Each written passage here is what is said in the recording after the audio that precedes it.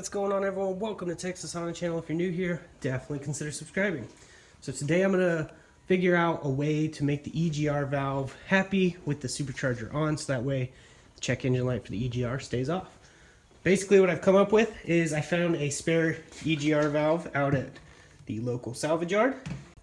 And what I plan on doing with this good condition EGR valve that I got from the local salvage yard is I'm basically going to drill a hole right here and put a barb fitting so that way we can have a vacuum line coming off of it. I know it sounds crazy, but it should work.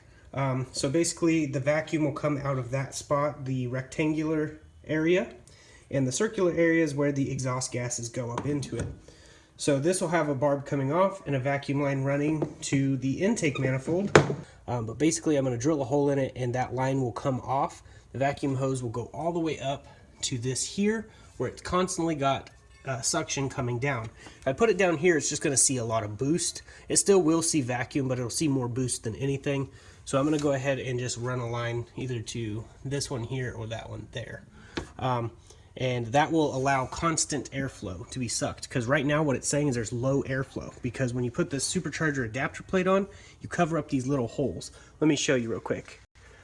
As you can see right there, there's some holes on the top of the intake manifold. That's what it looks like with the adapter plate removed from the factory. And then like the J37 intake manifolds actually have a groove there. So I could probably put a J37 intake manifold on. That will increase the power and it has a little area. But we're trying to make this work on the J35A4 first before doing any of that. So I'm basically just going to drill a hole in the EGR valve and try to thread in a barb fitting and see if this works. So I'm going to go ahead and put you on the tripod.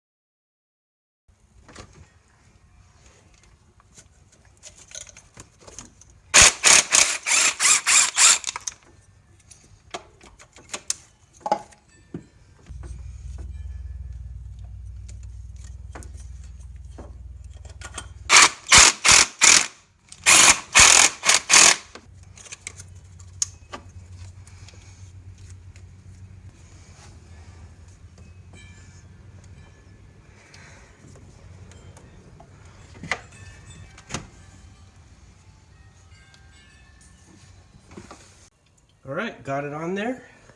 Looks good. Basically just drilled the hole, tapped it, and put a bigger fitting than what I originally planned on, so that I could use this vacuum port up top where it's always vacuum. It never sees boost pressure. It was on the lower side from the factory, and it was always seeing boost pressure, so it wasn't getting any vacuum. So that's probably why it was freaking out. So this should work. If it don't, I'll throw the other one on and figure something else out.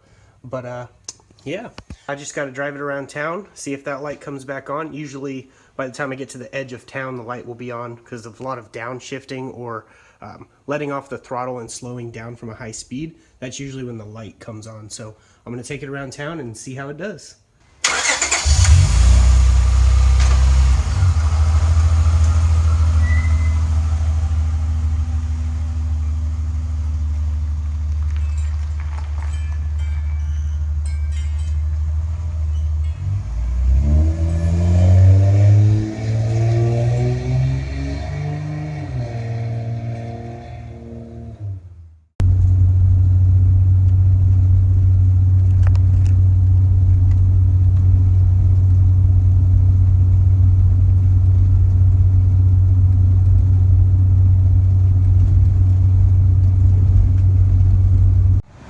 So far, so good. Just putting some more fuel in her.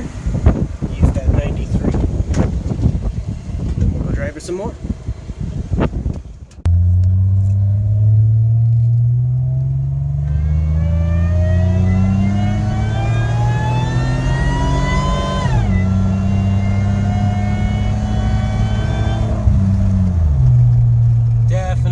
needs more fuel. Because it's leaning out, it's getting into the 13s. That's not good when in boost. Luckily it's only half a pound to 1 PSI. But yeah, it's lights staying off. Usually by now it would have already come on, especially when I let off the throttle. So I think we may have fixed it, but I'm gonna keep driving, put quite a few more miles on it. If it doesn't come on, I'll head back to the house and we'll see what's up.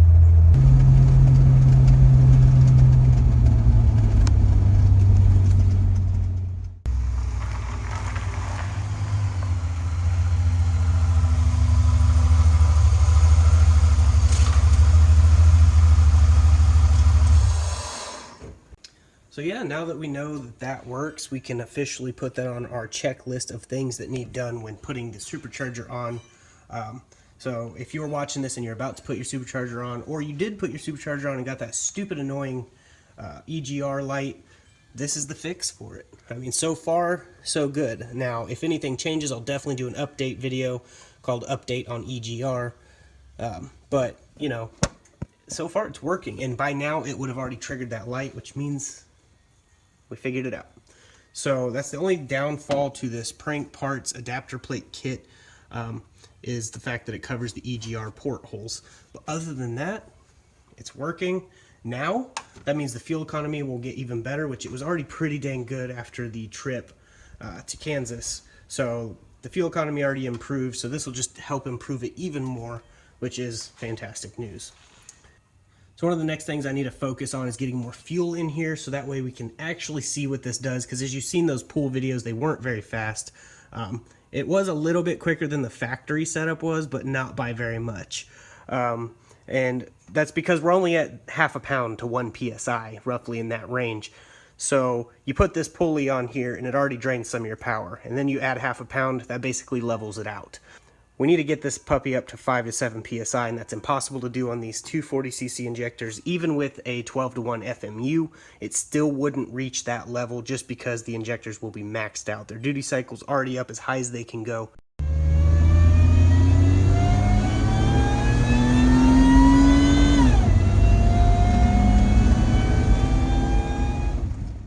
And you've seen the air fuels are not exactly ideal. And let's say for a minute that they are ideal, like 12-1. I'd be happy with a 12-1 consistent. That's still only half a pound. This thing, I can't really control much. This is wide open. Once this thing sits here, we're at 5 to 7 pounds easy. So we need way more fuel.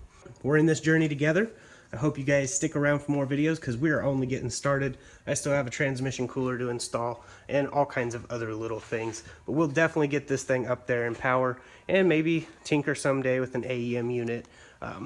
That's if we can figure out how all that works with the automatic transmission. So yeah, that's basically it for this video. Just wanted to get you guys more content with the supercharger setup. Don't worry, the Civic will still be getting work done in good time, so definitely stay tuned and hit that like button, subscribe to the channel if you haven't already, turn that bell icon on to get notified of every upload, and we'll see you guys in the next video.